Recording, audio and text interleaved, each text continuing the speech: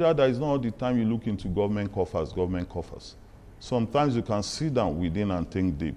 Let more of government money be used on security, on defense, on health, on education.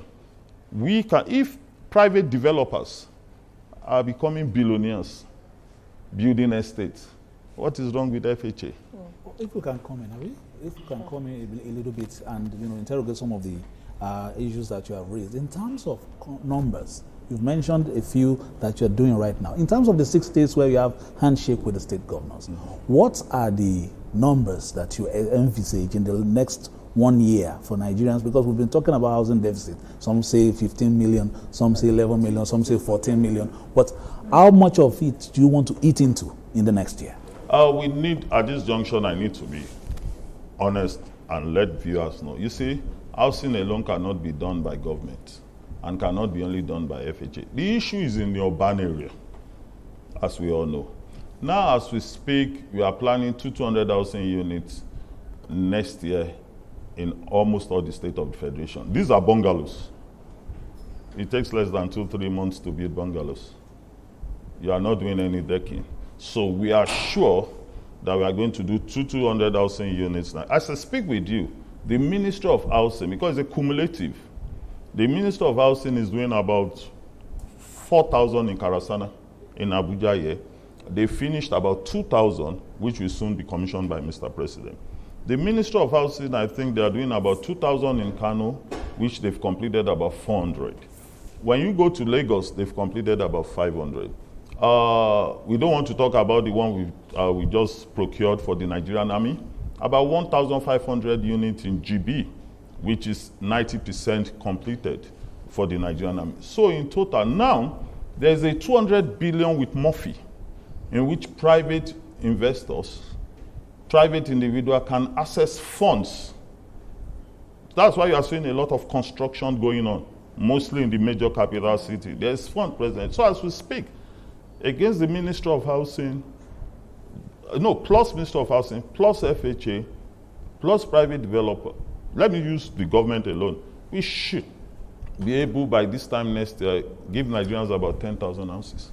They are bungalows. Nigeria, apart from areas like Lagos, Port Harcourt, where you have scarcity of land, and maybe Owerri and Anambra, all other areas, there's land everywhere. Honorable, that's quite an ambitious target, but you spoke about making this housing affordable. How is FHA making it affordable for the ordinary Nigerians in every sense of the word? I'm talking about the middle income earners and the low income earners, and as well as being accessible, because at the end of the day, projects like this, we see it end up in the hands of high profile individuals and people that have access. So how are you ensuring that Nigerians, the ordinary Nigerians who actually need these houses, have access to it and also making it affordable? Well, thank you very much. I will first of all address the issue of affordability. That's why you must put the right person in the round hole. The first is land. Procurement of land alone in building houses goes up to about 40 or 50% of your construction. These lands were given to us free by the governors. So invariably, a land that worth about 2 billion was given it to us free. Now the governors are also saying, because that's one of the things when I met with the governors, you are going to do some infrastructure for us. And the governors are ready. They said, you want this road infrastructure? Yes. By the time you remove cost of land, cost of road infrastructure, you yourself can do a calculation that those things will be affordable. And some of the priorities we are leaving it on is for the state government, because they know the people that live in their states. They are the ones that have civil servants. We are talking about nationwide building here. For them to take almost 60-70% of it when it's fully completed. And once we give it to them, we will sit down, we will do some plus and minus calculation. And for over 2 billion, let me use Kogi for an example. For over 2 billion already being given to us in land and infrastructure, definitely at the time of sales, definitely is going to be affordable. That's why we can still do 12 million in Buhari. Secondly, accessibility. One of the things I keep begging Nigerians, we don't go out to ask for information. To be honest with you, At my age, do you know I go out to ask for information in ministries, in agencies, because we assume that, oh, you don't need to go there because you can't get. And I can tell you the housing scheme going on in Buhari, which is very, very affordable, just 1 minute to law school. People are coming to our offices and they are getting it for free. But there is Abuja, just for no the all over. That Buhari is in Abuja, just 5 minutes away from law school. It's a new town being built by FHA, almost 80% completed. Now, if you don't come, we have 6 zonal offices. We are online. We are everywhere. You need to profile people very well. This is property business. That is extremely key, so that you don't run into the hands of 419s. So we always advise people, even anything you see online with us, try and visit one of our zonal offices. And again, in terms of affordability, let me be honest with you. Once the project is about to start, like we've done the groundbreaking, Nigerians should start subscribing. It is not when a project is being commissioned. That's one thing again I've realized. Anytime we go and commission a project, I commissioned 100 housing unit in Lugbe, and the next thing they start asking me, I said, this thing didn't happen in one day. So early subscribers as well. Once we make all the, and that's why we have programs on TV stations to enlighten Nigerians. It's not about Nigerians just assuming, because we believe one thing. Oh, I can't get there. They won't give me. And just like you guys and ladies are seated here, you had a dream of the beginning of your life that you want to be a journalist. Some people say, can you work in channels? Can you work in TVC, NTA? If you had let somebody to kill your dream, you won't get it. So we always tell Nigerians, go to a place and make inquiry on your own. There are offices with us. We have a Servicom department, which you come in, you make inquiry, but our houses are affordable and our houses are given to first come, first serve. I always tell people one thing, and let them check with me as a person. It is easier to offend the rich people than to offend the masses. I will repeat again. It is easier to offend a rich person than the masses. Now, as I speak to you in Federal Housing Authority, we are not owing any contractor, including procurement, including supply. I will tell my staffs, I say you better pay people 10 million, 5 million than to pay a 200 million person. Because the 5 million people, the people to be paid 5 million naira needs this money desperately. But the ones with the big money, maybe you found one person of 200 million naira payment, and you now have 5, 10 million, like about 80 people. Try and quickly pay those ones so that you have peace. So that's why I concentrate more on the lowest living or the middle living. The elitist that has the money, they should go and buy house in Metama. They have the money to go to Ikoyi now. Why are they struggling, Buhari, with maybe a Gen Z that's just starting life for $1 million? Obligatory rent? Yeah. No. That's one thing we try to make sure that you profile. You see, the issue of profiling is extremely key, both for formal markets and informal. We also advise informal people who are well organized, because by the time we give you this money, we expect you also make use of mortgage. Now, we want to make sure we get our money back, because it's affordable, it's cheap. But like I said, 40% since 1977 have not paid 1 naira to Federal Housing Authority in Festac. 40%. They are owing us over 12-point-something billion. Now, if you want to evict people out of your houses, Nigerians will start crying. You can imagine people since 1977, old men using walking stick, old men using this. And they are staying in those houses, they've not paid us. I wanted to do forfeiture. The old people came and cried. They were about to protest. So please, it's also, what we are after is, how do we get our money back? Yeah, one concern with many Nigerians, which I believe you tried to address now, is the issue of being able to be part of your programs. You have built houses for Nigerians, but then you hear that one person is having 10 houses in one location so that he can be renting out at high rates. How do you manage this to ensure that the people who actually need houses are the ones who get them? One. Then number two, when you were talking of agencies of government that you work with, you did not really mention MREF, but that's one I believe a lot of people are interested in. What is your relationship with MREF? Well, my relationship with MREF is very solid.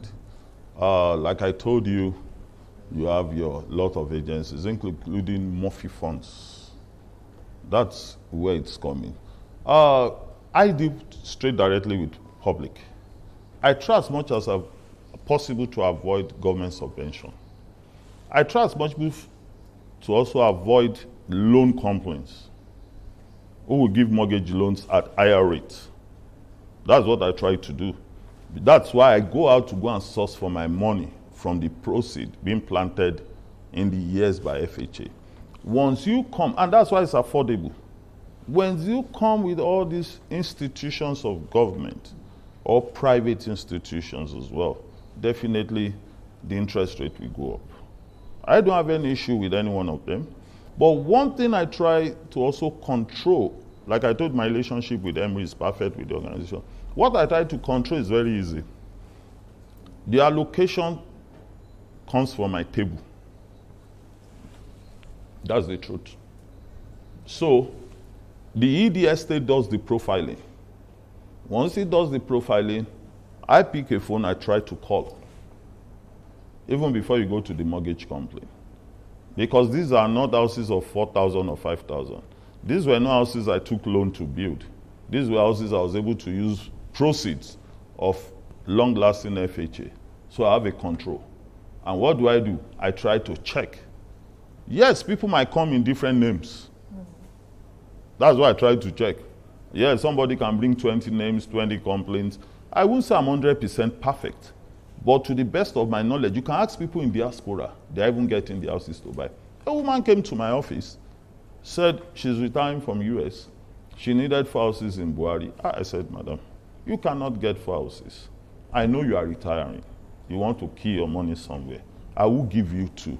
I will call you back in the next 6 months. If the woman is watching me, still going to go on NTV station. She didn't believe it. Next 6 months, on my phone, I called her back. I don't know this woman from Adams. The woman fell into my office and started crying. So if you are not on top of your game, then you will see. I'm not saying I'm perfect at 100%, but I can still tell you at 70%. We are doing checks and control to who is being allocated to. And you can go through our profiles and check. Okay, interested. Honorable Ojo, when you mentioned 12 million as affordable, there are Nigerians who will argue with you that even 12 million naira is still very out of the reach of the low income, even the middle income class, to get affordable housing. But you have also mentioned Festac in the course of this conversation twice. Recently, they are calling on President Bola Tinubu to help talk to you. They said you are selling facilities in Festac, including sewage channels. Why would you do that? And what is really the end solution to this Festac debacle? Also, when you said everything comes to your table to sign, is that not slowing the work? A group of estate developers recently accused the FHA under your leadership of high-handedness. They said slow approval processes are putting them in debt because the bank loans are piling up. So how do you respond to all these complaints? Oh, thank you. With Festac. Well, thank you very much with Festac. And before I go on Festac issue, I once again want to thank Governor Sanwo-Olu. When I came in as the MD of FHA, Festac was completely in a dead stage, infrastructural-wise. 2nd Avenue Road, 7th Avenue Road, 1st Avenue, the gate even entering into Festac. I realized for me to rehabilitate these places is a gigantic project because I needed over 20 billion to put Festac back in its shape. Remember I told you, a lot of them are living in houses without paying mortgage. Over 3,000 people build their houses now in Festac without land allocation and building approval. That's the whole truth. That's why you keep seeing me every day. I start marking. Now, I spoke with Governor Sanwo-Olu. I sat with him. You also collect building approval from here. Local government does collect their local taxes. Excellency, please help me. Thank God we are from the same party. And he said, oh yeah, no problem, I will look into Festac. With the current deputy governor, Amzat. That's the result now in 7th Avenue. They are doing a massive construction. On 2nd Avenue, another massive construction. My sister, I decided to fly drones. That's where the issue is coming. I flew drone around the old Festac. I took permission from the Nigerian military. We flew drone. I was able to count the houses and the land. The drone will show you where things are. Do you know what most of them are doing? They were the same people. You see, the people complaining are not the resident associations. There are some people in which have been able to spoil their business. Like I told you, over 4,000 houses being built without land allocation and approval. 6th Avenue, 4th Avenue in Festac. And I said, no, I can't take this. You can't do it with any state government. Is it because Festac is owned by Federal and the MD of Festac is in Abuja? You can't try that with Lagos state government. I now said no. I flew my drone because you can't work Festac. Festac is in 2 phases, phase 1, phase 2. My drone could do that for me. 350 Max FM. Drone is what we use. It's one of the best drones in this country, not party drones. I was able to spot most of our lands. Now, some gates, they will lock it so that you can't have access to that land. Nigerians are complaining housing, shortage of housing. From the drone, we decided to look at our master plan. What is this land doing? At the click of a button, I know where the lands are. Now they are telling you some lands. This is where miscreants are. That they use as mechanic workshops. They use as a lot of things. Called sewage. Sewage that has been abandoned since 1977. And I told them, we are going to clean Festac. Now come to your question. They've distorted all the master plan. If I have to put Festac back in the right place it ought to be in 1979 plan, I will demolish 4,000 houses. Is that possible? No. Now, all these sewage facility plants are not in usage because some people have owned it to themselves. They are waiting to do illegal building. They've forgotten that technology will expose them. And it is my right as the managing director to allocate lands within the corridor of Federal Housing Authority. I allocate, the lands are lying fallow. You are telling me sewage, but there's one, a water plant. To be honest with you, they've stolen all the facility of the water plant since 1977, abandoned. They've stolen all the facility, and I got to the place. What we had left was remnant. Removed the remnant, we formed the committee, so I allocated the land. Remember that I'm not being funded.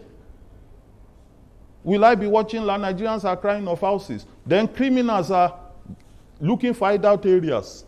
And I told them no. And I start allocating. They should get the word right. It's allocation. And that gave FHA revenue. Where did I get the 3-point-something billion I'm giving federal government? Where did I get money that I'm using to build? From zero allocation. I'm about to commission a school feeding housing unit in Abuja for school feeding for children who are on the streets. You people keep saying we should get the children into the class. Where do you think I will get this money from? I have to look inward. So I will allow hoodlums, criminals. They've taken over the place. And when I came in, I told them, I said, there must be an end to this thing. This is government. Some of them will call meeting. They will say, I should come and sit with them and negotiate. Negotiate with who? When these lands are vacant, are they saying the land is their own? So they want to determine for government. So now we have done 1st Avenue. We are going to 2nd Avenue gate and 3rd Avenue gate. Let them tell us the police are there, all security agents are there, the military are there. Now, let them tell us the rate of crime before I came in and the rate of crime now. So since you admit that this is actually a present challenge, is there anything that FHA is doing probably to compensate these people since they're already there or evacuate them since they are not part of the master plan? I want to ask you a question. Somebody is not giving a land allocation. He's been there. Doing what? It's a big, can you do that in Abuja? You are taking, you know, the problem with federal housing authority is the fact that anywhere we have federal housing authority, the state, with the law governing us, cannot have access. Are you getting the problem now? So it is now left for FHA staff. This is the first time they are seeing the managing director going everywhere. You know, I told you I travel by road. I just left Port Harcourt, Benin, Owerri. I will be in Gombe. Immediately I finish it, I'm on my way to Gombe.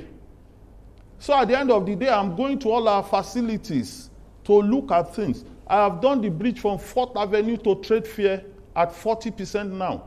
Before, if you want, I've done the sand filling of 2nd First Stack at Ijedodo. The bridge, I finished it on 4th Avenue, you'll be looking at Trade Fair. But isn't that lapses part of the responsibility of government? How do you have people who stay in houses for over 4 decades without paying? Is the government taking some responsibility for this? It does mean that anybody anywhere in Nigeria can build and occupy spaces for years, and nobody knows who's occupying that. In a country where we're experiencing insecurity, does the government take some part of the blame? First Stack people are also saying you're selling the playground for the children and the parks, not just the sewage channels. Let me first tell you, yes, they've been doing something since 1977. And the government decided to stand up and says enough is enough. That is the problem on ground. Enough is enough. Okay, if we're going to stay with that very quickly, if we're going to stay with that, the houses that have not, people have not paid mortgages on since 1977. When we look at the status quo, at the time, we're talking of 8,000 naira, 9,000 naira, 11,000 naira in some cases.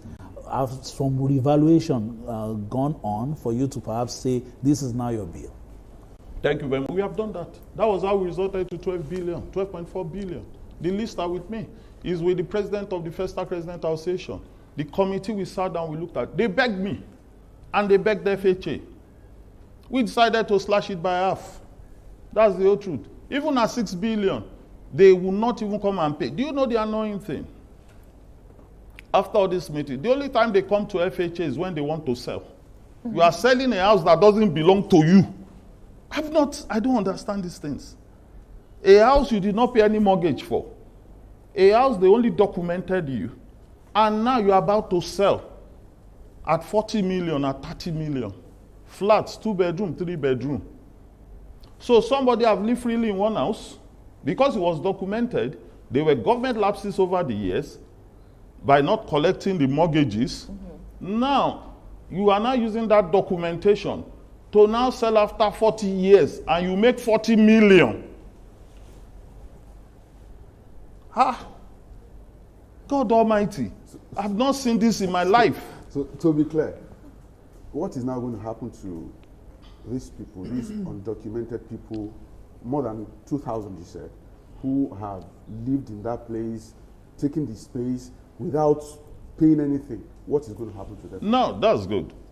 That's why I first had meeting with them. This thing has been going on for over a year.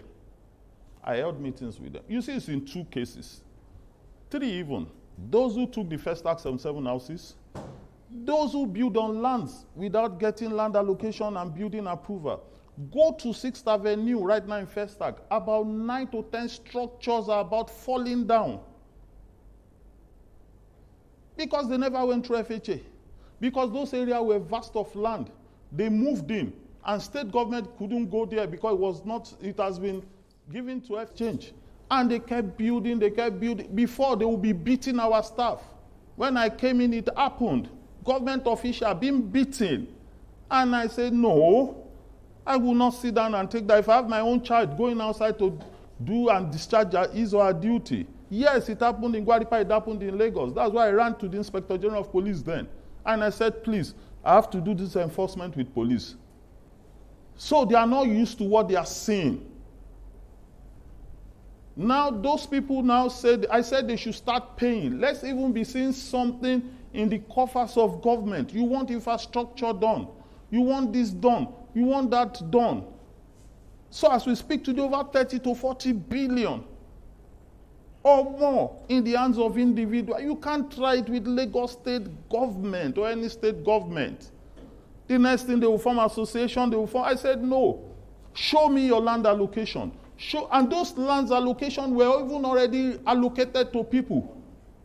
But this issue of Omonile came in. This issue of gangsterism came in. People ran away. So one of the things I keep doing now is also I keep relocating people by the original land allottees. Government must be responsive. That's why people approach government. They believe government is trustworthy. So, and these people now came out and I said, no, they've got a lot of names. And I told them, I said, no, I will collect my money. It's going into government.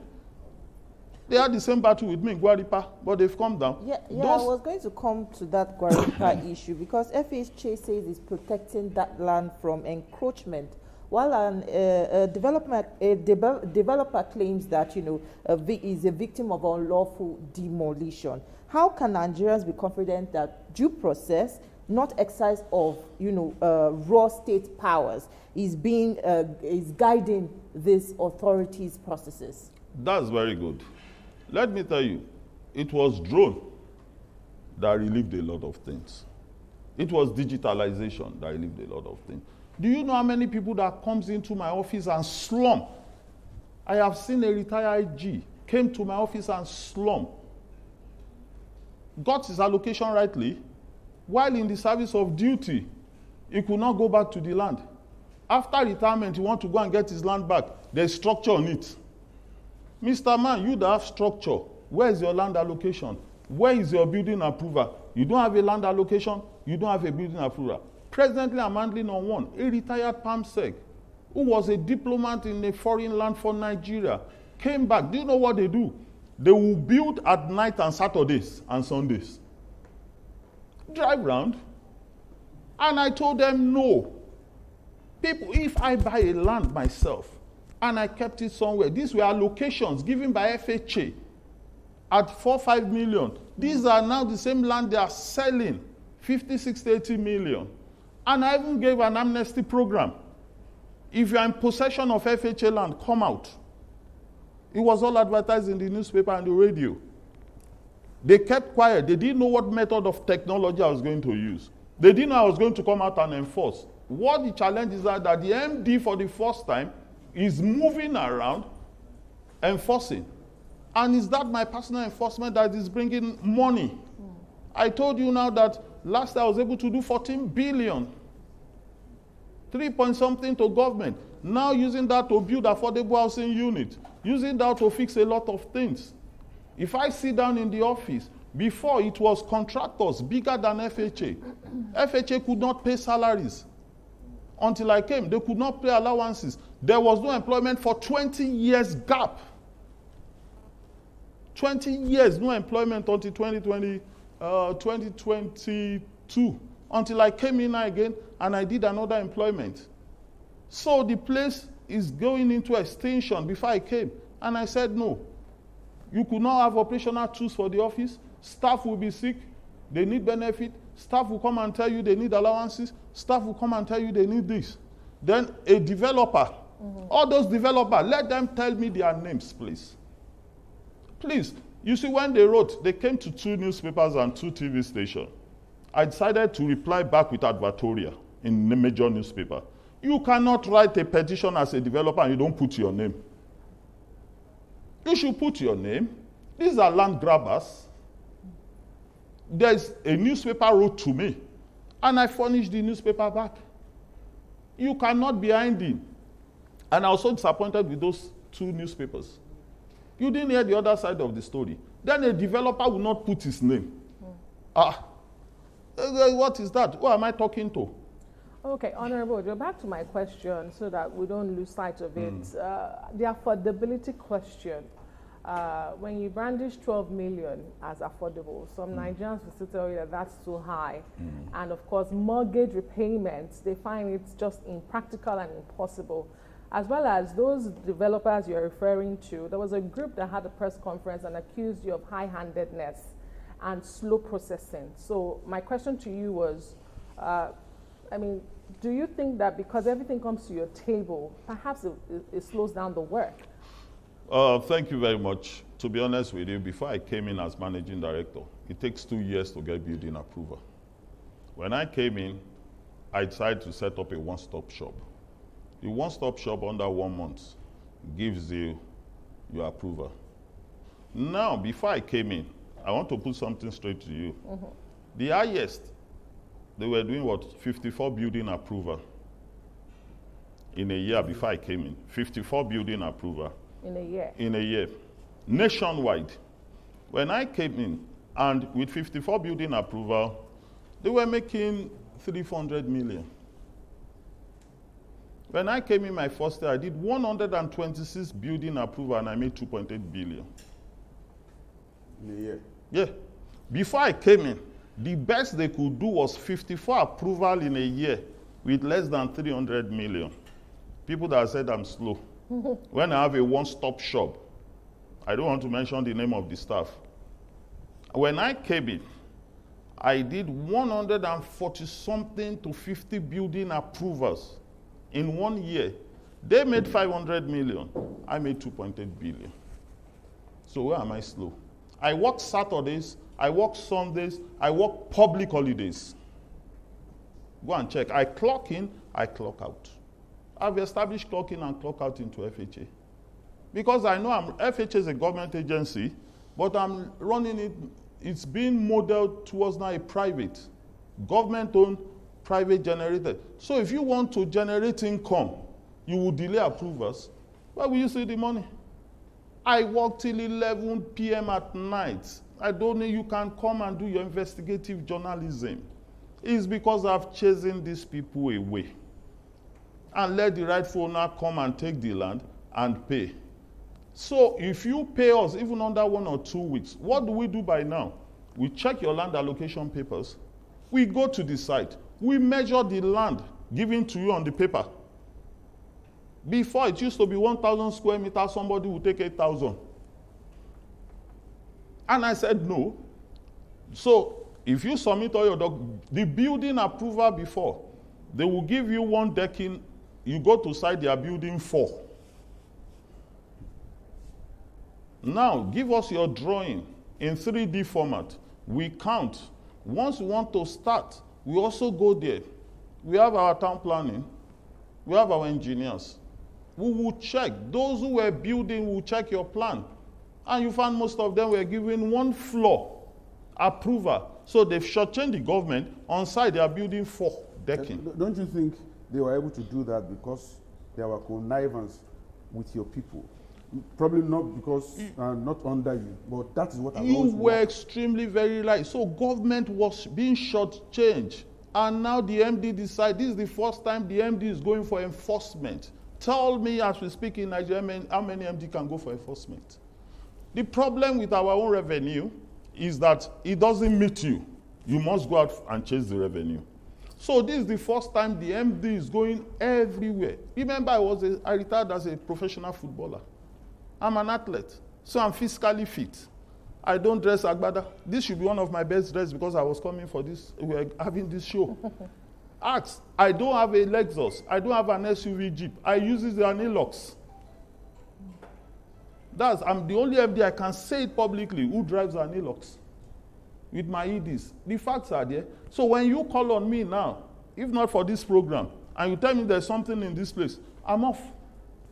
I go to sites. How do you think I've been able to raise this amount of money? Okay, talking about your visits to sites, while you're chasing, the revenue, I'm sure you would have seen a few of the roads in those infrastructure in terms of maintenance and some of the buildings you approved but now are dilapidated. So what are the plans, for instance, in terms of rehabilitation for Kwarim, Palupi and all these places that you've been to? That's very good. You see, that's why I ran to my sister agencies, FEMA. In their budget, they are going to do some roads. In Kano, Sharada, we got some 2 good people, CSR, with Kano State government. They did the roads. I'm using my contact to reach out to people. Goningora, the Kaduna State governor, I've started helping us in doing this road. Remember, I told you no funding. The people are also not paying. In UK, what do you use council tax for? Council tax is the maintenance of all you do. Our ground rent ought to be the maintenance. They are not paying. Instead, our staff goes there to pay bill before they beat them up. A lady was beaten. As pretty as you are, the lady was beaten mercilessly. What did I need to do as an MD? I stood up because I sounded a warning. Touch any of my staff doing his lawful work, you will see me there. That's where this my headedness comes in. So when they see me, and we went back there, and I told my police to handcuff the guy. We took him to Guadipa police station and facing court. So that's why they will say that your MD that has mental problem. I say I agree. If my mental problem is making me to get more resources back into the government and the organization, employing people. I have about 10 or 15 disabled employed in my organization.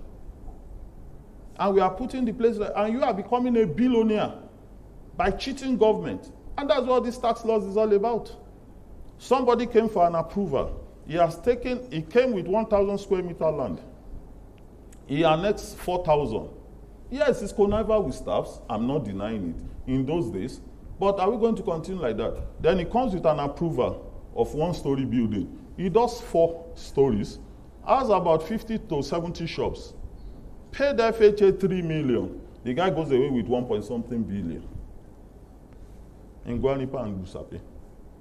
Those are all these things I stopped. Even the law says 10% or 5%. Before FHA, that's why FHA went down and you guys did not hear the name. And coming back now, and I said, no, you can't have all these juicy things. And we will now be a pauper.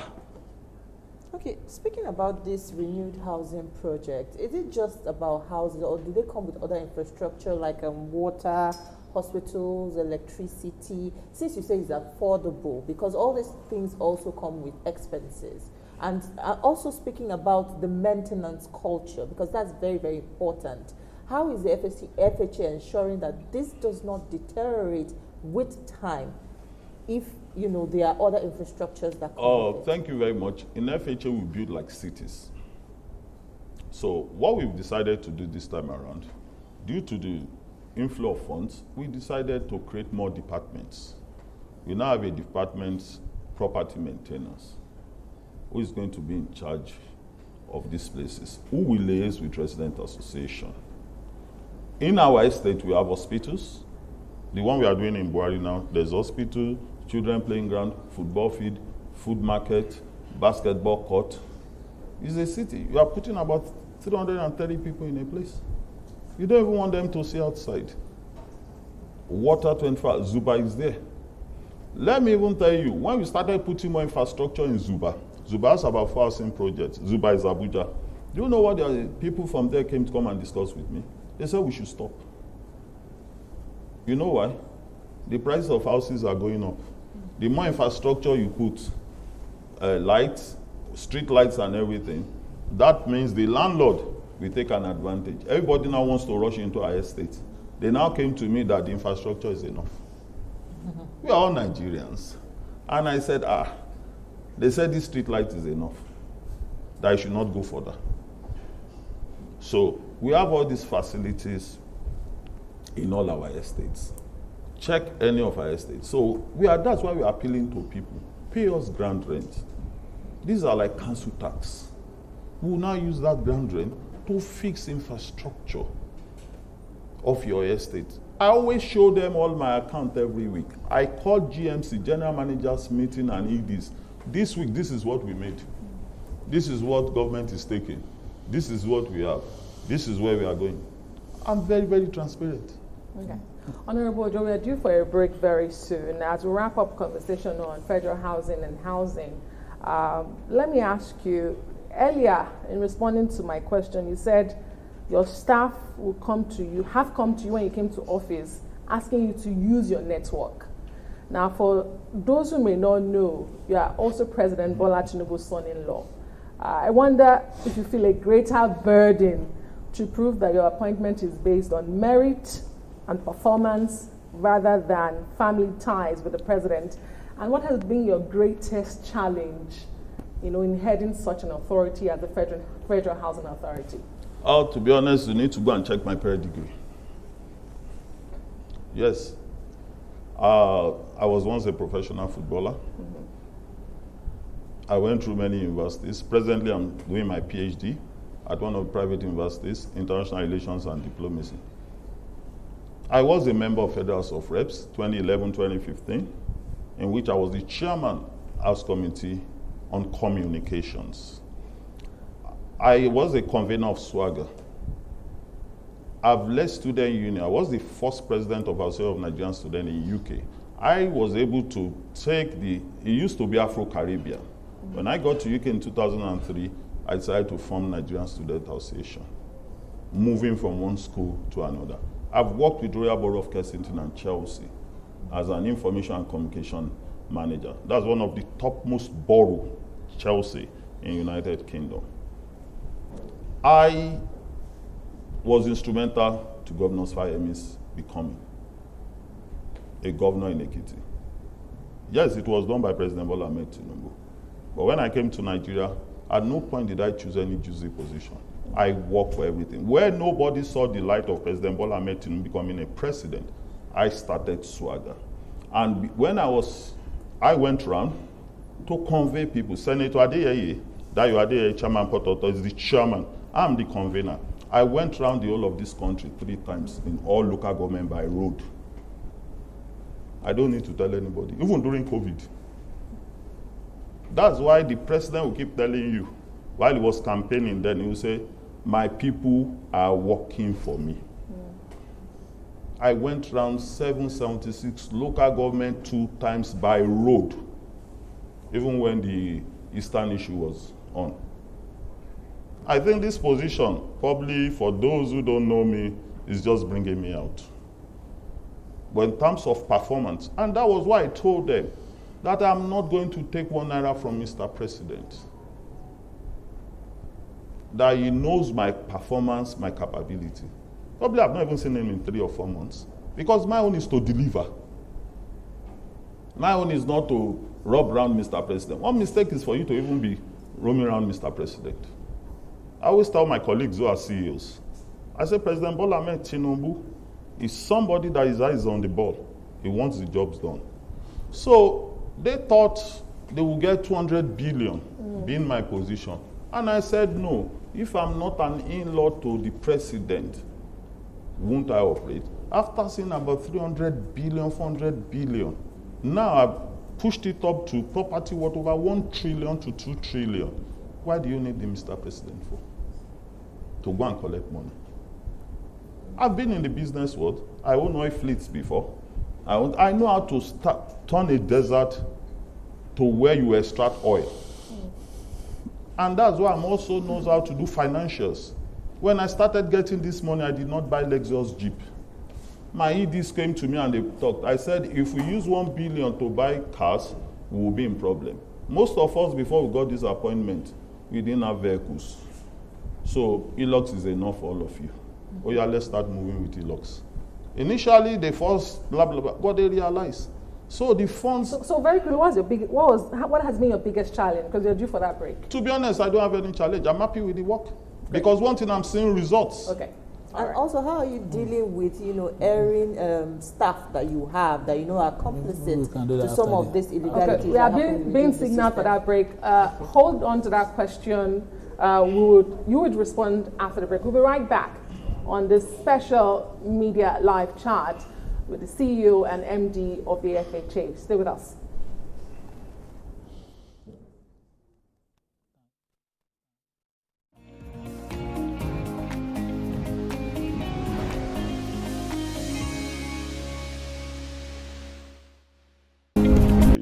The massive road and housing projects are going on. We have it in Buhari, about 310 something units, not being funded by the government, but from what we generated for the first time, we are plowing it back. And that's why the houses are now being... The station with the best news bulletin as of today, TVC News at 10. And the winner is TVC.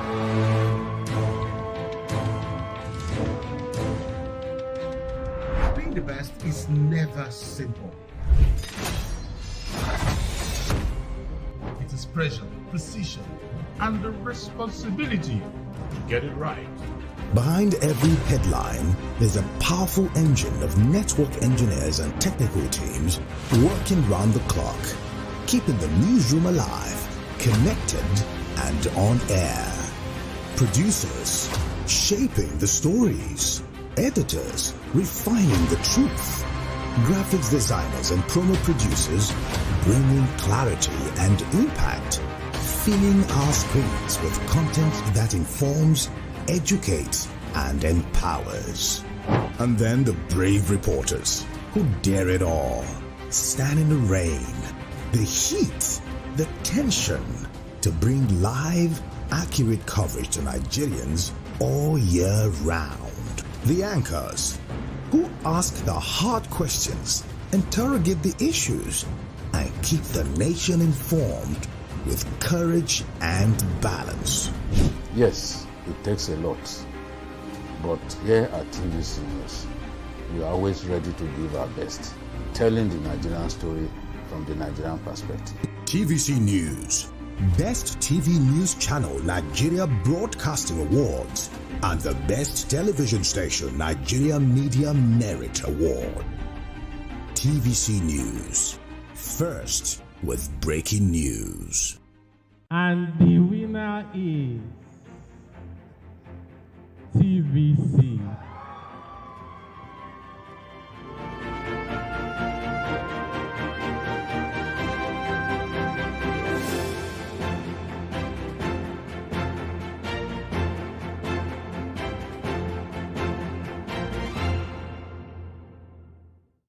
Entertainment, just found a new home.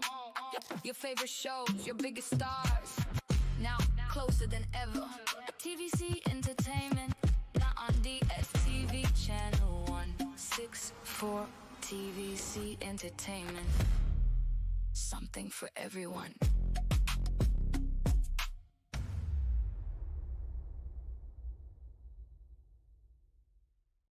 Breaking news isn't just about speed, but more importantly, about fact and accuracy. It is responsible journalism, being ahead, unbiased, sensitive, in telling the stories that people would want to hear in a way that protects their sanity and for the public good. And it goes beyond breaking the news to actually following up, exploring all the angles, engaging newsmakers, tracking impact, all geared towards informing, educating, and setting agenda for the people. Breaking news is holistic, entire, complete. It's about you, me, and the world we live in.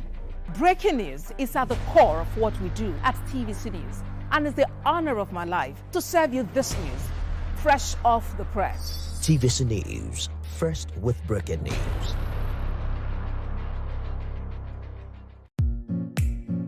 In a world where news never sleeps, we're taking a giant leap into the future.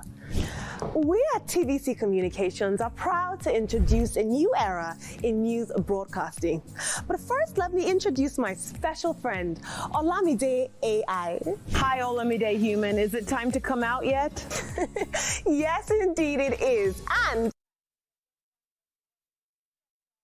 live media chat with the CEO of the Federal Housing Authority, is also the convener of SWAGA, a political movement, foremost political movement group for President Bola Tinubu, and is headed by the MD CEO of FHA, who is the convener of SWAGA, like I said, Honorable Ojo. Thank you so much for staying with us. Thank you. So before that break, TVC News presenter had a question for you. Over to you.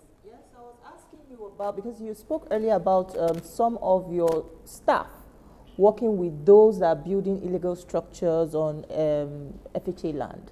I was asking what you're doing to those staff. Is there some sort of punishment? Are they being dismissed? Also being handed over to security agencies for punishment? Thank you very much. As we speak, a lot of them are under suspension.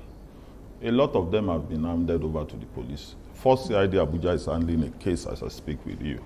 This boy, 31-year-old boy, has duped people. He first duped somebody 70 million that was going to give him land. They thought it was as usual like before.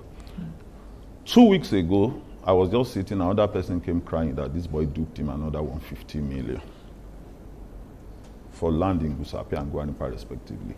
The case is with the police. As we speak, I think he's about to face court. This was what they were doing before. They were not coming to work, no clocking measures. Now we have clocking measures where people come to work and they clock in and you clock out. Now, that's why the land allocation resides with the MD. And that's why people have confidence in FHA now.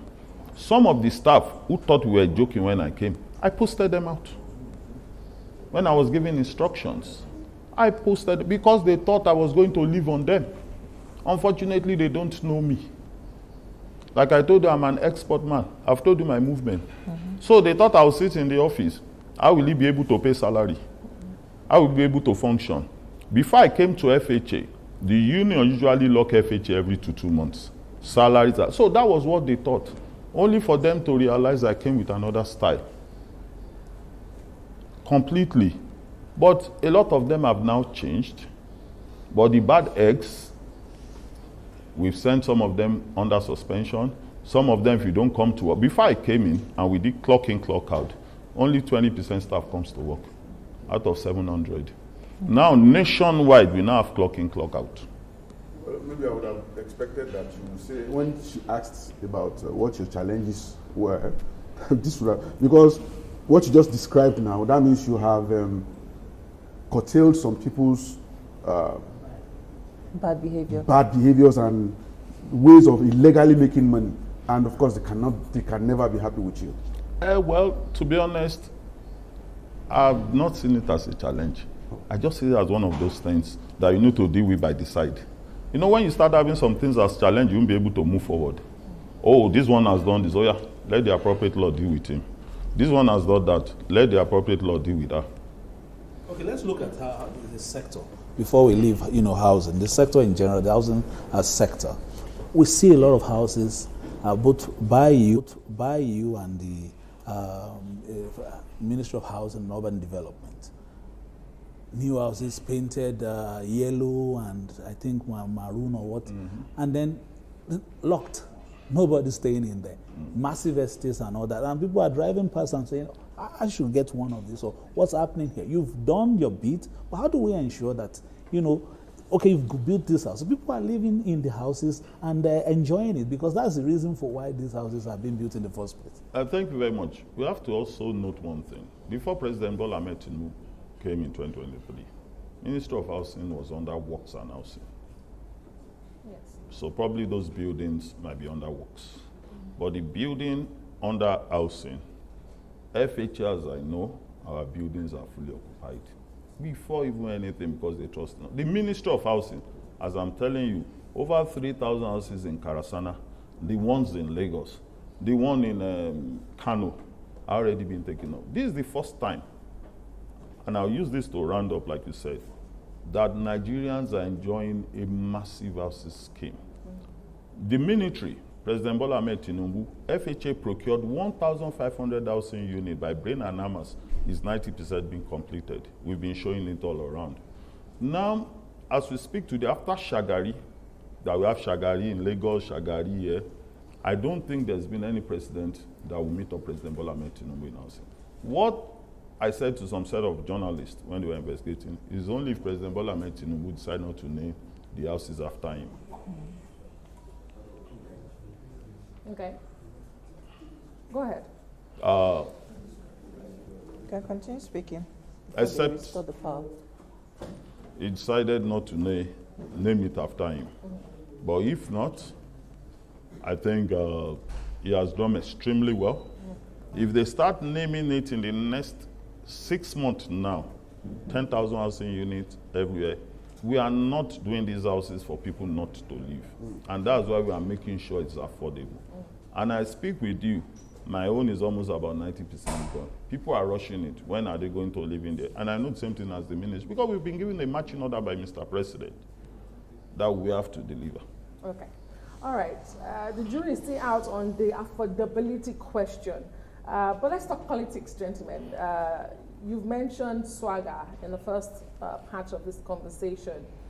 Your political group played a visible role ahead of the 2023 elections. You were very confident that President Bola Tinubu was going to emerge candidate and win the election, which he eventually did. But you also promised landslide victory between 12 million and 14 million votes for the region, which is the Southwest, which is what SWAGA stands for. However, the president only garnered 8.7 million votes nationwide. You have now launched SWAGA 2.0 for his re-election bid. What are the lessons you have learned, from 2023 that you are taking to 2027? Are you still promising such huge numbers? Are they realistic? To be honest with you, when we started, we promised about 12 million votes from Southwest. How many people voted as well should also be in the mathematical calculation. Were there 30 million voters in Southwest? No. The amount of voters, the amount of people that voted, President Tinubu still had about 60–70% of the winning. Yes, you come with some political gimmicks, but there's no way you win Southwest of Bola Ahmed Tinubu. He lost Lagos. Well, Lagos is a cosmopolitan area. That's why I said Southwest. And that shows he lost Lagos, he lost Osun. But still, he won Southwest. He won Ekiti. He won Oyo massively. He won Ondo massively. And he won Ogun. And imagine he lost Lagos with less than probably 10 or 15,000. But it's even good. If he has won Lagos heavily, they will say he has rigged Lagos. And still that he lost Lagos, he still won the presidency. So the number of votes in Southwest, he had majority. And we'll double it this time around because the consciousness is there. Well, the question speaking about SWAGA, Nigerians argue that the political movement becomes less visible after elections. Now, is SWAGA still active beyond, electoral politics? Or, it has some kind of influence on governance as of today? SWAGA has been very visible. Maybe after elections, Mr. President wins, you take oath of office. You have to allow the government of the day to settle in at the initial stage. And that's why we allowed Mr. President to settle in. We also have to go in and advise him on some 1 or 2 issues. And luckily, some of us were appointed to agencies and various positions as chairman, boards, and everything. And we allowed 2.5 years there about to pass on. While we're still communicating with our groups were busy also giving us feedbacks of what is going on. Everybody cannot be in Abuja. So we've been very active, and that's why when we launched SWAGA 2.0 in Ondo State, over 4,000 to 5,000 people was in attendance. Ekiti the same. In Southwest, SWAGA is well rooted because these were the disciples. We were the people that championed and we started claiming for Bola Ahmed Tinubu because of what he has done in Lagos. All right, let's look at SWAGA 2.0 based on the first SWAGA. That was perhaps telling Nigerians, give him a chance at the national level. Now he's been given a chance. What will be the message at this time, especially putting into consideration the realities of the time? Well, that's very good.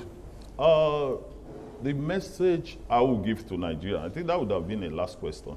I think you brought it in early. The message I would have given to Nigeria is to sit down, reflect, think back from where we're coming from. Let's see where we are. And that will allow me to take on some topical issues and reason why it should be voted in the second term. And I will go straight to security, which is the germane thing of the day. I was a member, Federal House of Reps, 2011 to 2015. Then my speaker was Aminu Waziri Tambuwal. This state police issue, we brought it up to the floor during Jonathan's era. There was issue in Libya. The Sahel region, Burkina Faso, Mali, and Niger. And we wanted state police in the house. Honorable Bimboda Amola brought it out during the time of Boko Haram. He's alive now. He's an honorable member from Ekiti. ACN then, ANPP, Buhari's party, then PDP. We were shut down when this issue was, and we quickly went into a closed door session. When I went into a closed-door session, people ran to me, some members. They said we should not bring this issue up. This was 2011. For some of us that stood abroad, I read politics. I knew this is a waiting game that might consume everybody. For a person like President Tinubu that lived in America, who has been clamoring state police, as at 2011, do you know what some of my members told me while we were in the executive session? Oh, they said because you don't want us to take Lagos State. You guys are ACN. We are PDP. To be honest, a PDP member told me, he said, you now want to use state police to arm yourself. We are going to take Lagos from you people. I was like, what are we saying here? There is an issue already on ground. We need state police because I know the borders of Nigeria. I've been to the Sahel in Mali when I went for football trials in 1997. For football trials, I went by road to Mali. Then where all Nigerians were looking for clubs to play all around, Kanuwako is my very good friend. We played together. At the end of the day, I've seen this nature porous area by road. So immediately the Libya issue started, I could understand that this thing would set into Nigeria. We need a state police. I personally supported the motion of Bodamola and execution were shut down. Now, why did we agitated for state police at that point in time? We agitated for state police for various reasons. We see the way it's run in America. We see the way it's run in the UK. And we realized this thing will come and consume us. And that's what is happening now. Before 2005-06, the rate of bank robbery in Lagos, we are still alive, was enormous and hectic. I remember that I witnessed one in Abule Egba. And that one I witnessed in Abule Egba was extremely, very, very serious. But what did President Bola Ahmed Tinubu did? They formed RRS. They also formed Security Trust Fund. They called in on Musiliu Smith, the former IG.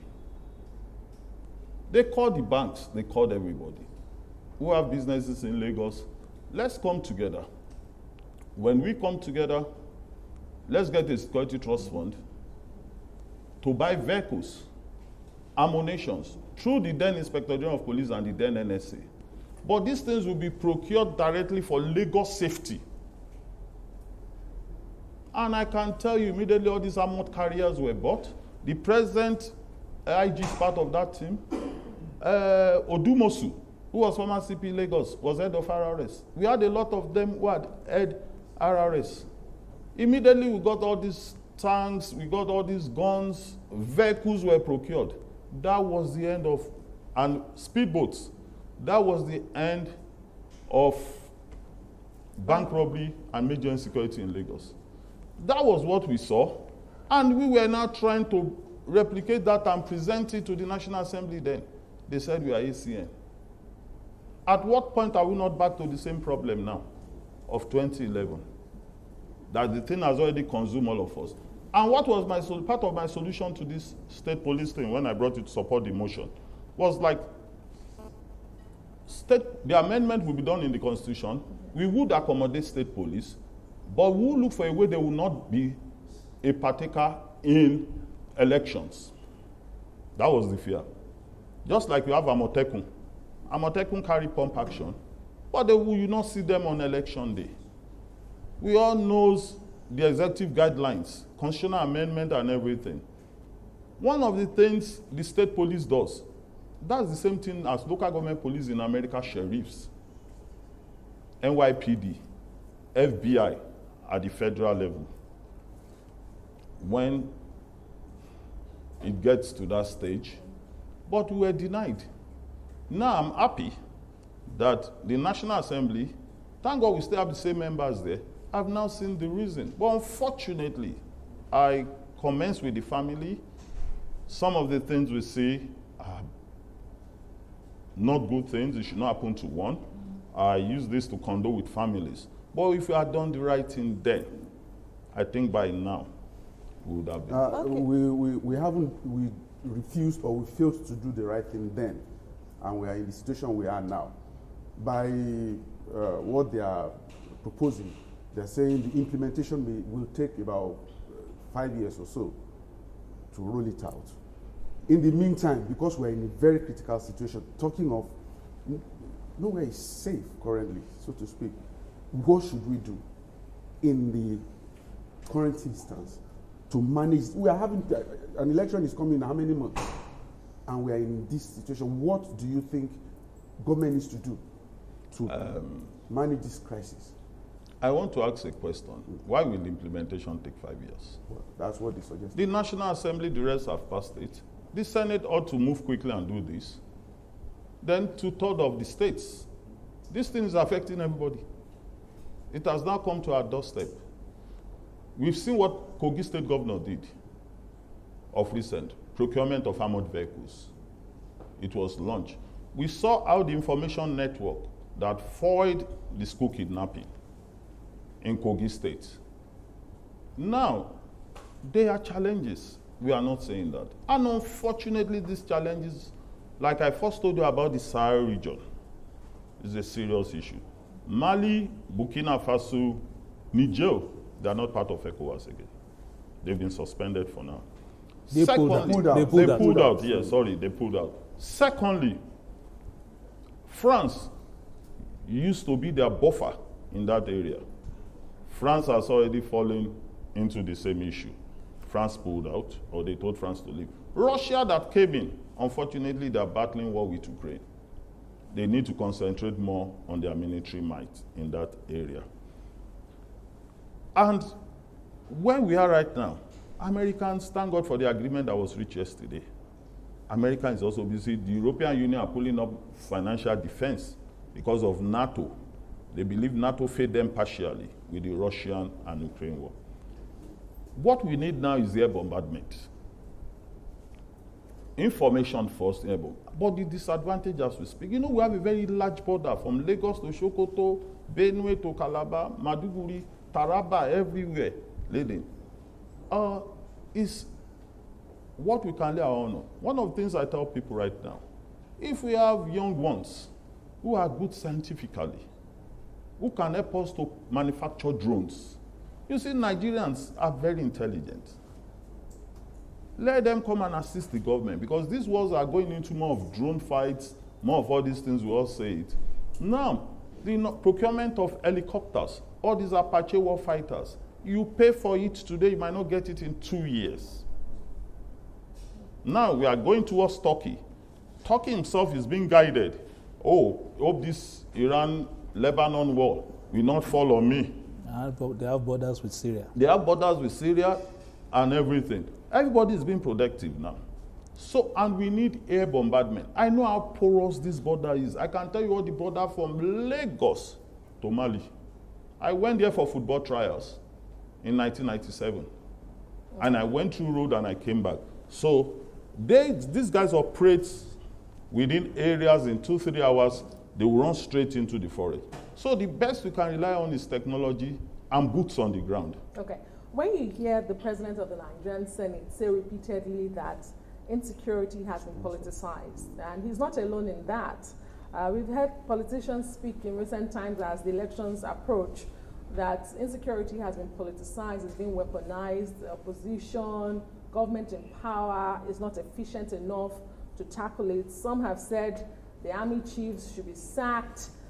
They know what to do and they're not doing it. When you hear this myriad of accusations and counter-accusations, and we hear from you that state police was pushed down or shut down in 2011 when you were in the House of Representatives, is it then correct when the Nigerian people feel that the government is not doing enough and the government is part of the problem? The government is doing... Do you accept that insecurity is politicized? To be honest with you, I would not accept that at 100%. It's a 50-50. I've said that let's leave politics by the side. There is a problem. That's me. These guys are not Nigerians. Majority of these guys are from this Sahel region who are now coming to profiteer from Nigeria. Why are they targeting schools? There's election going on. There is also the issue of students writing exams, WAEC. That was how Kogi was smart enough to foil it through the intelligence report. They were going there to pick, this was just about a week ago, going there to pick those children writing WAEC or SSCE. Unknowingly, the Kogi state governor and the military over there and the police and the local vigilantes, they work in synergy. So there was quick information to the army. They dressed in army uniform. It's Bunuka, but I know the place because that's my road to Ekiti. They dressed in army uniform. But surveillance, information, that's why it's very key. Somebody now called the army and said, they now arrested one person. They tied him up and blindfolded him. It was a gimmick among themselves. Now, as if they've now arrested the person, they are taking the person away. They now use that to go to the school. Unfortunately for them, early information helped the Kogi state governor. They moved the children away, 2 weeks to 3 weeks to that exam, to a more outer community. It was through the local launching and vigilante and people that now called the army at the checkpoint. You people, you've come to arrest another bandit. Those one now said, no, we are not the one. They now rushed in, the army at the checkpoint. They started fire opening with these people. But the local hunters and the vigilante have taken possession in the bush, getting the first hand of information that these are not Nigerian army. So immediately they brought one of their commandants down. They had to leave those children. Those guys have to carry their commander and run away. You see, these guys, yes, you might say politicians might use them. But they've turned, these are not Nigerians at 100%. Nigerians among them probably are no more than 10-15%. All right. Honorable Ojo, this government came in with a mandate of renewed hope. That's what they told Nigerians when they came in. And recently we celebrated Democracy Day. We saw the streets being greeted with protests. And also, you know, security agencies like the military and also police officers confronting these protesters. Now, the question Nigerians are asking is, if we have this many men on ground to confront protesters, why is it that, you know, we still have cases of kidnappings, terrorism, and what have you, if they can confront protesters with this kind of force? You know, we should be, at this junction, we should be careful. Protesters are harmless people. So it's easier to block. You must protect your institution. You must protect Mr. President. You must protect the state. You must protect secretariats. We've seen what happened in NSAS, where Lagos State was nearly run down. People protest in America. Government security do not watch them. You must provide blockage for God. By the time you burn a place, you burn this place, you burn this place. This is not state resources. The money we should have used in buying helicopters. So protesters are there to express their mind. And that's why they are civil people. So would you say now that what we have is renewed hope in the country? Let me tell you, what you have now in this country is renewed hope. How? I've told you a case of 2011 to 2015. Let me now say this. There was a general that came, again when we were in National Assembly, former defense, told us in a closed session that the last time we bought arms since 1979 was 2012. I've said it before in one of the TV stations. The general is still alive. My members are still alive of the 11th Assembly. That's why I'm telling you that there are issues. And why is it a renewed hope?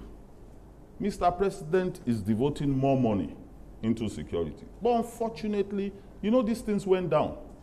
But immediately all these major war fights started. For you to procure a bomb to dismantle these guys is not 2 naira.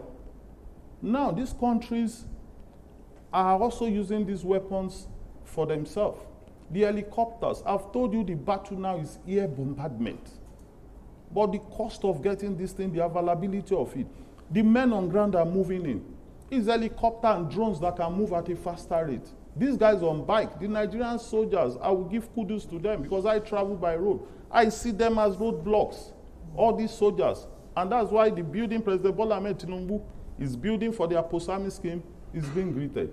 Now, when you have all this, things were not scattered today. It's just unfortunate. These guys also use drones.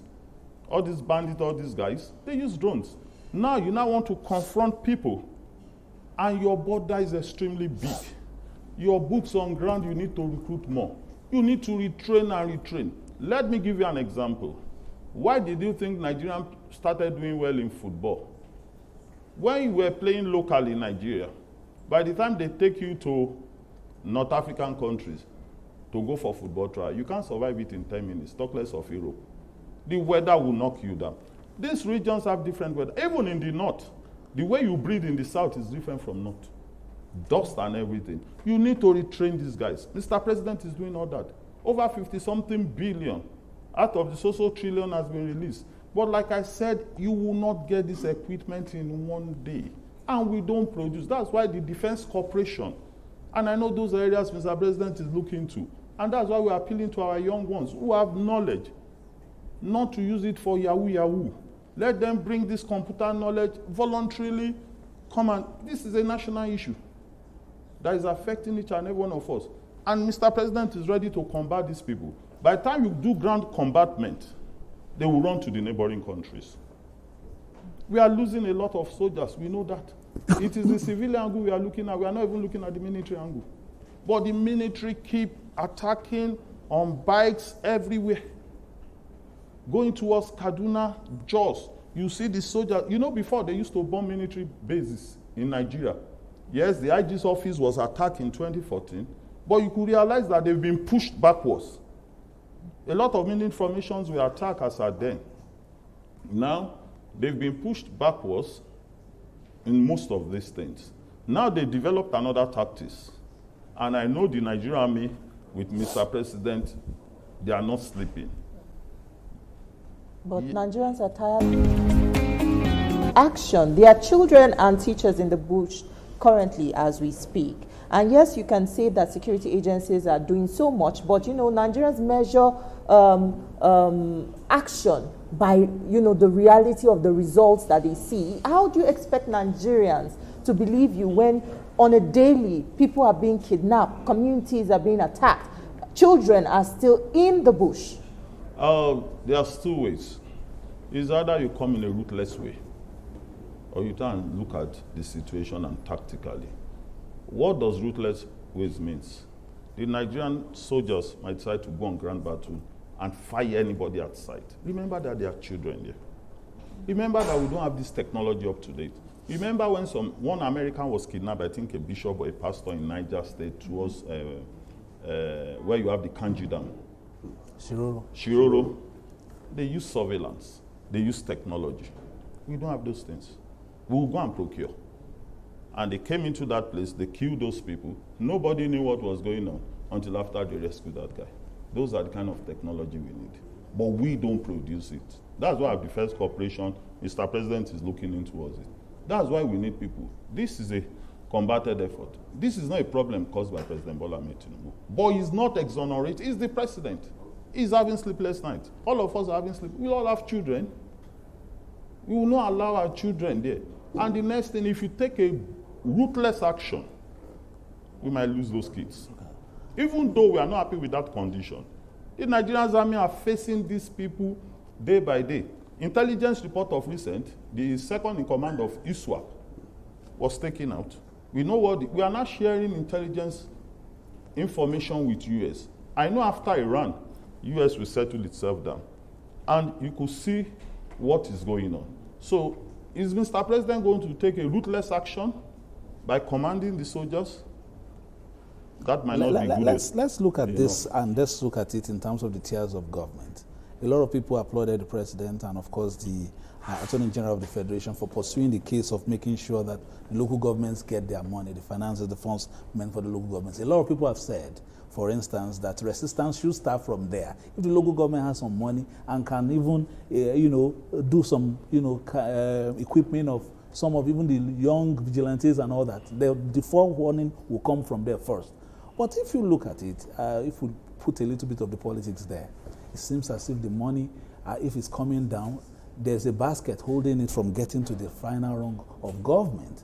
And one would say the governors seem to be the biggest, supporters of the current administration because they warehouse the money meant for the local governments. What would you speak? How would you speak to that, especially based on these realities we have seen and how inept the local government has been to respond to some of these challenges?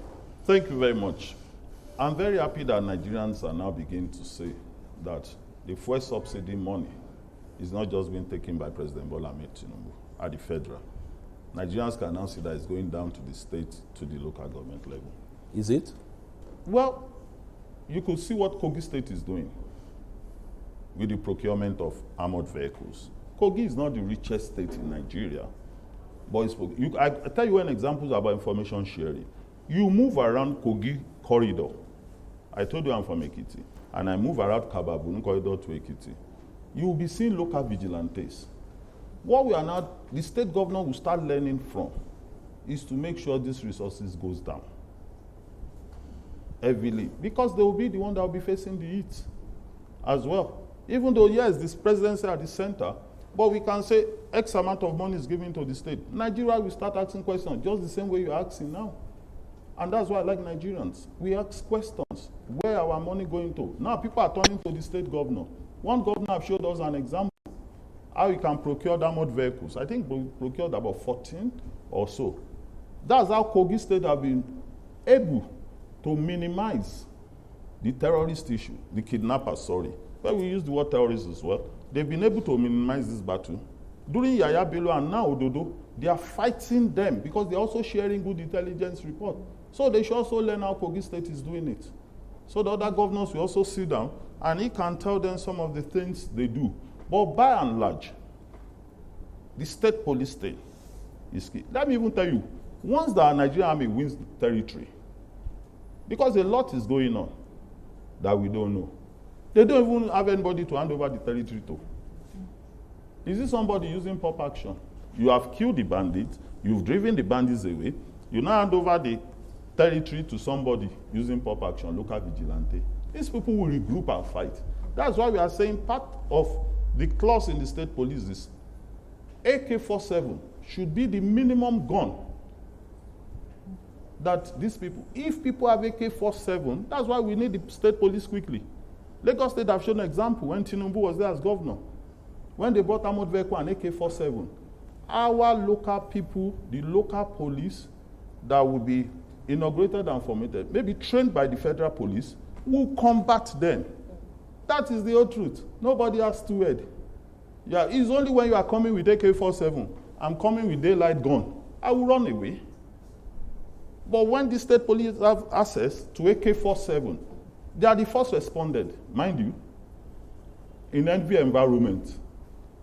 But when either, and these are people that will be recruited from the environment, and that's why we watch films and life.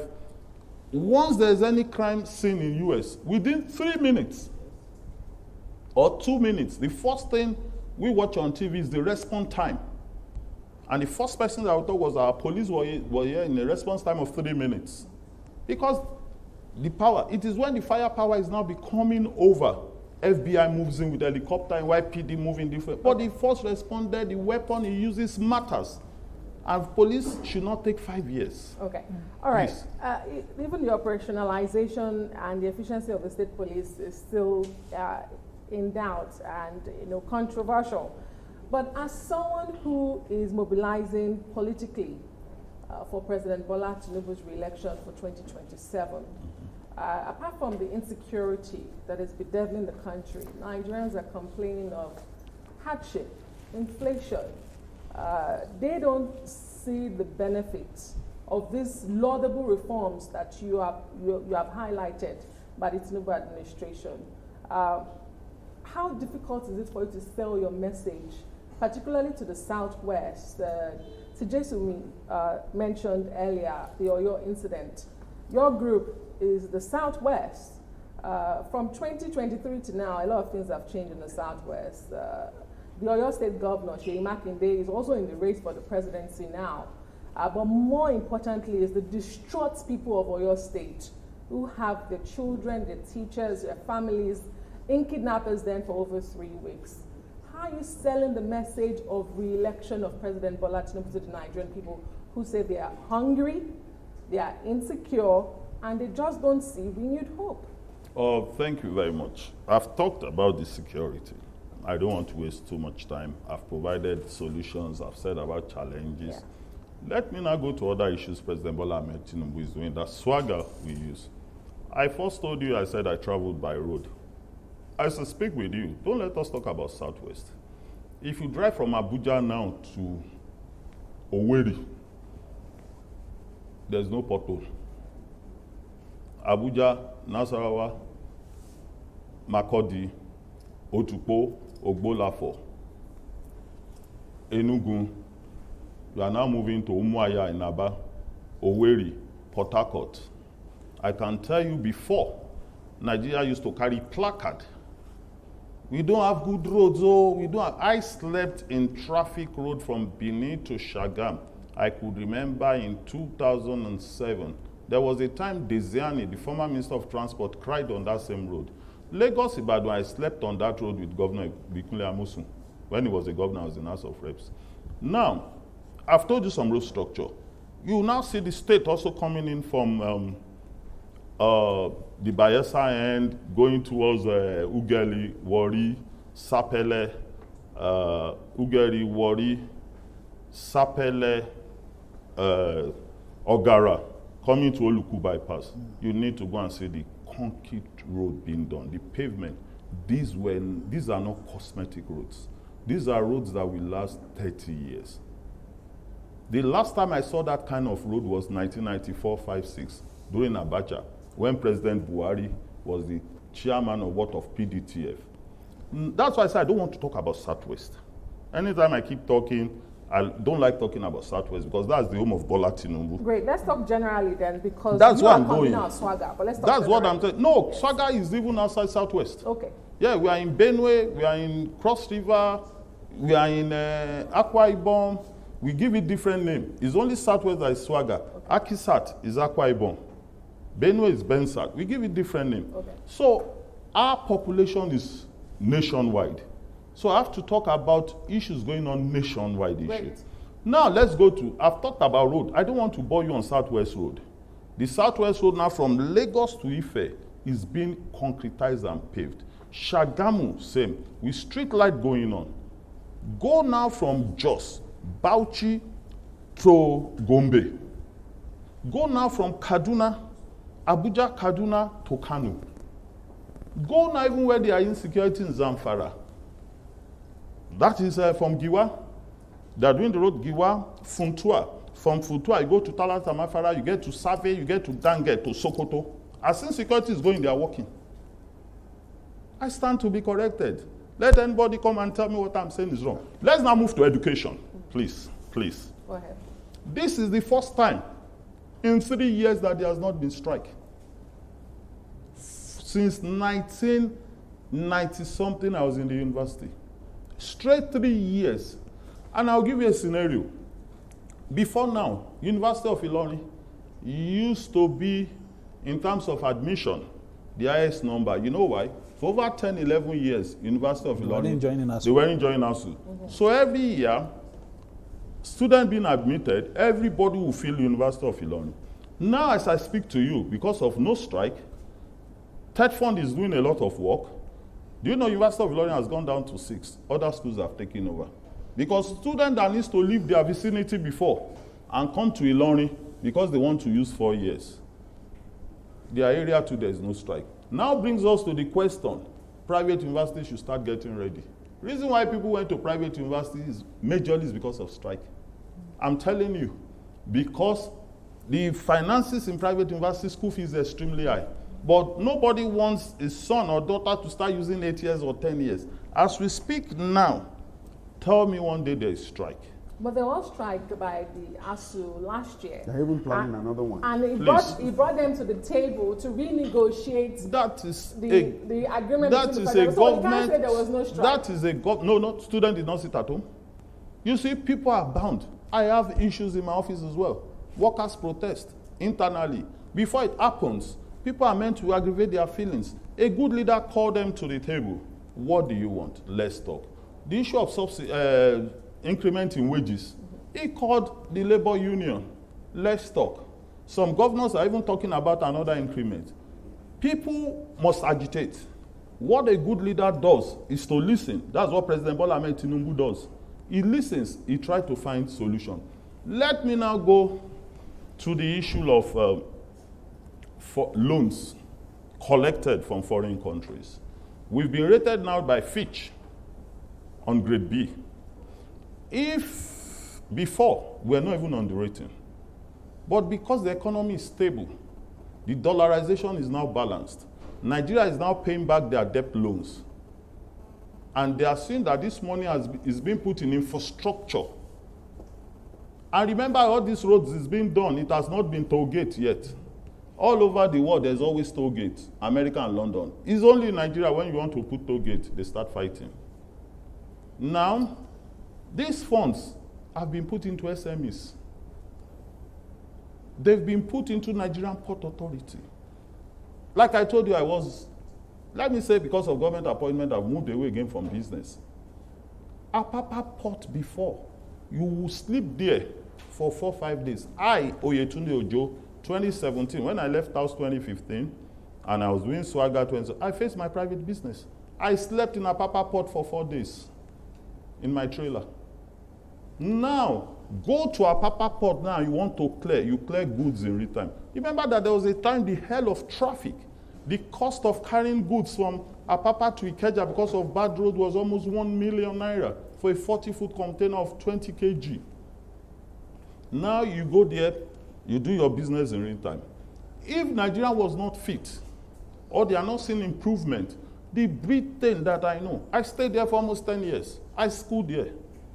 I was president of the Association of Nigerian Students in the UK.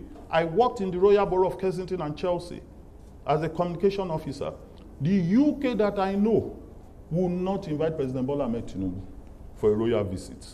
Now, you see, these are things we need to tell our people. Yeah, but you speak about road infrastructure, and you're spoken about the school. One other issue is electricity, because if there's one thing Nigerians are crying about right now is electricity, and they said that President Tinubu promised that if he does not provide electricity, Nigerians should vote him out in 2027. Now, in his Democracy Day address, he says he signed the Electricity Act to give powers to state governors to produce electricity. Now we don't see that happening.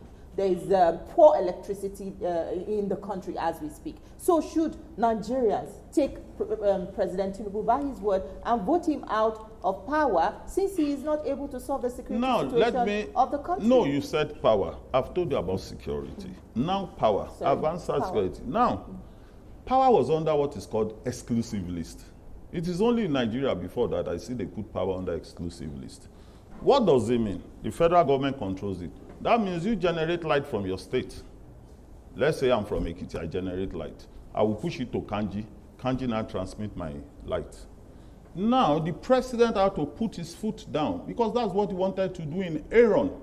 1999, Lagos State, when the PDP government of Olusegun Obasanjo fought Tinubu to a standstill.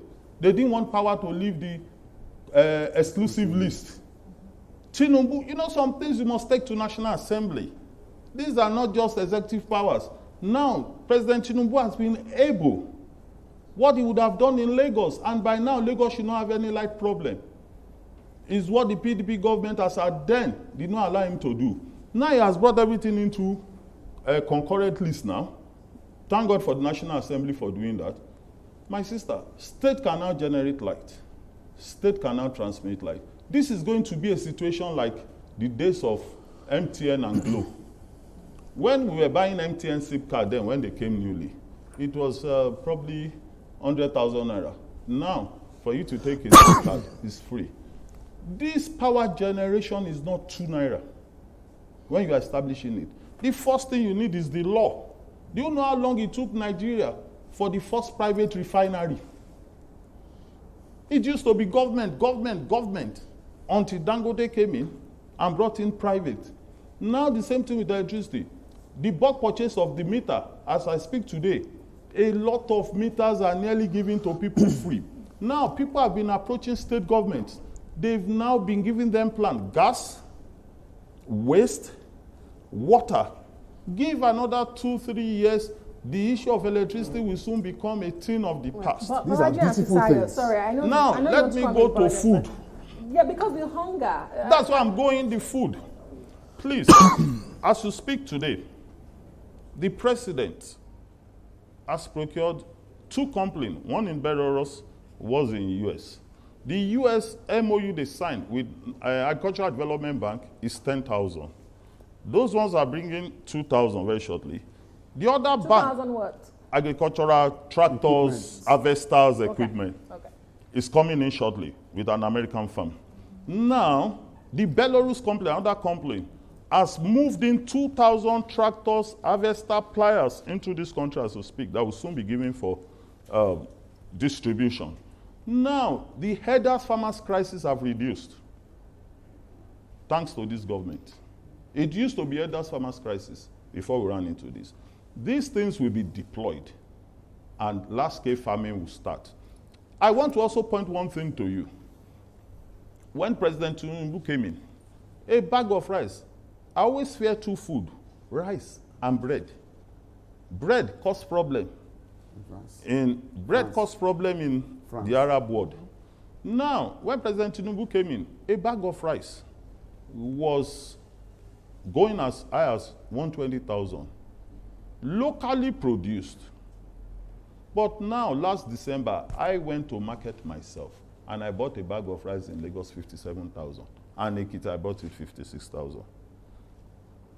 Go to market now, things are going down. Let me quickly chip this thing before your last question. Petrol.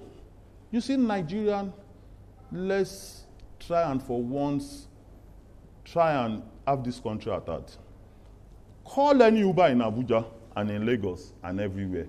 You have CNG gas in their boot. Just open their boot. Want to put load, you will see the CNG tank of gas. My sister, they are still charging you for petrol, Uber and all these things. Go to garages. You see, the problem is now left for we Nigerians at once. So you are buying gas at a cheaper rate. You are charging petrol. Go to most garages. They are using gas, CNG gases. Open their boot, Uber in Abuja now. That's what you see. Is that President Bola Tinubu? Maybe I can prefer an excuse for that. I said everything you've been saying, very beautiful, what the president has managed to do.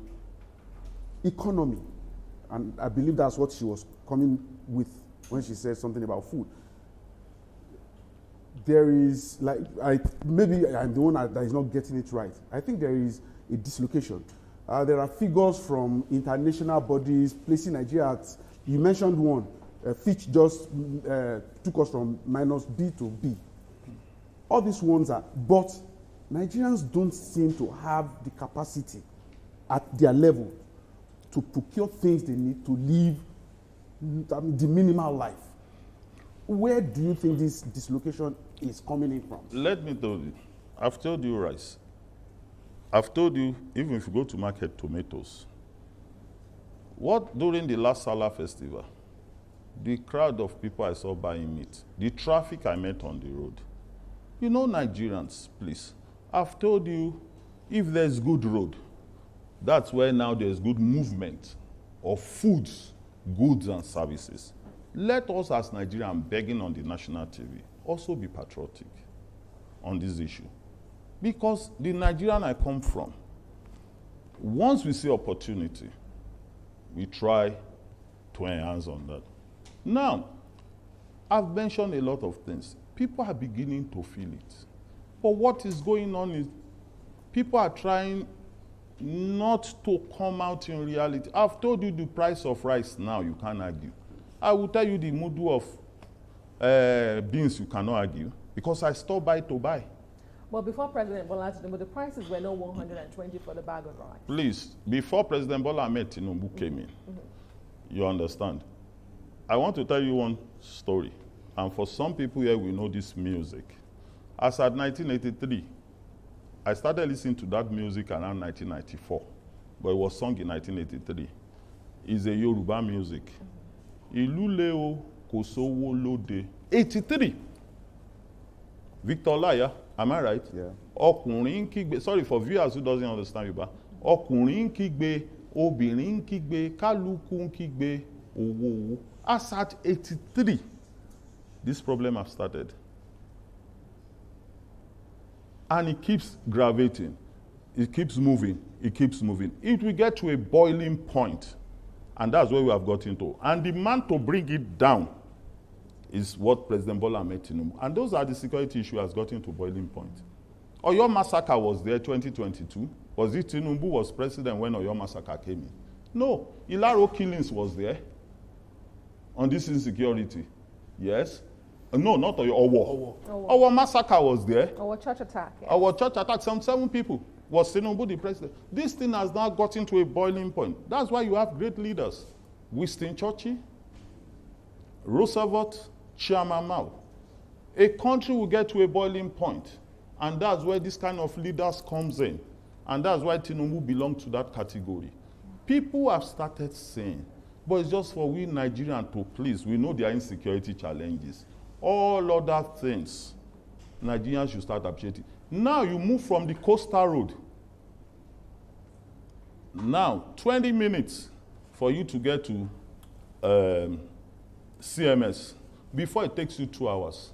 Honorable Ojo, we have been told to round up. And finally, as you move across the country, because you've now told us not just the Southwest, in a minute if you can, the biggest hurdle for you in 2022 going to 2023, you granted an interview, and you said the biggest challenge of President Bola Tinubu as candidate then was the APC primary.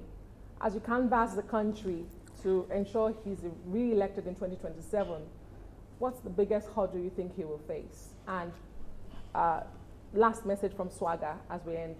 Well, nothing comes to your table. Power is never served a la carte. That's the word of President Bola Ahmed Tinubu. Yes, we are going to contest with other contestants. And that's why we are not sleeping. That's why we are going out telling Nigerians that these are the situation on ground. This is what this man have done. This is this. We know these challenges. So when we see all these things, we tell Nigerians. And we are telling Nigerians, this is the best man for you. So in terms of orders, yes, election is not won by lazy people.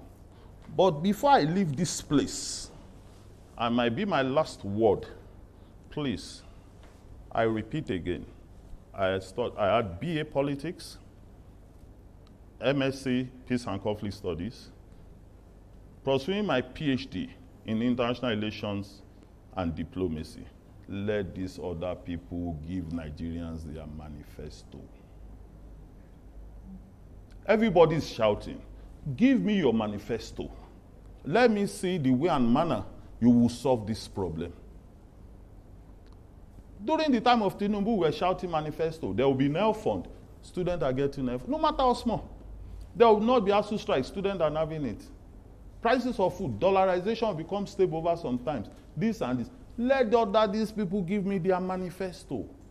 I've not seen one preceding an election. Let's tell people the right thing. Can you do that in UK and you won't have manifesto? Your manifesto will be able to critique the wrong of what the government is doing. No manifesto till date. And it's in the heart of you journalists, please. Ask them what they want to do different. We do our job daily. Honorable Tunji Ojo is the MD, CEO of the Federal Housing Authority and convener of the Southwest Agenda for Ashiwaju, otherwise known as Swagger. Thank you so much. You're welcome. For hosting us. And this has been a special media live chat coming to you from Abuja, airing on multiple television stations. For Arise News, I am Adesua Omoran, of course, from The Nation. Balaji Ogunele, thank you. From TVC, presenter, TVC News, Tijesu Adeoye, thank you very much. And of course, the Nigerian Television Authority, Fisayo Ogunfuyi, Head of Politics, thank you. Thank you so much. It's goodbye. Thank you for watching.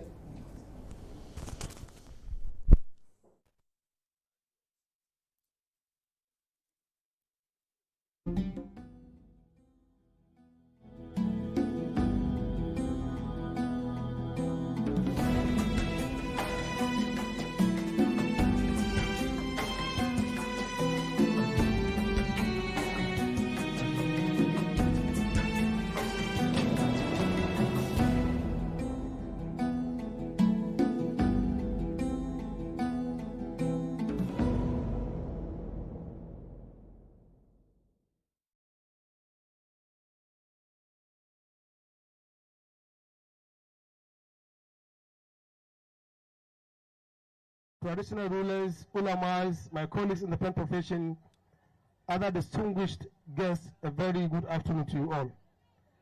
Your Excellencies, we converge in this premises this afternoon to undertake